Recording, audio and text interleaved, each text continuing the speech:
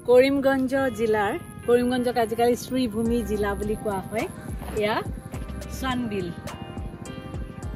বহুতে কয় যে এছিয়াৰ যিসমূহ বিল আছে সেই বিলবিলাকৰ ভিতৰত এখন অন্যতম বৃহৎ বিল হৈছে ডাঙৰ বিল হৈছে সনবিল এক মনোৰম দৃশ্য জলাশয় আৰু প্ৰাকৃতিক পৰিৱেশে এই সনবিল মেলালৈ পৰ্যটকক হাত বাউলি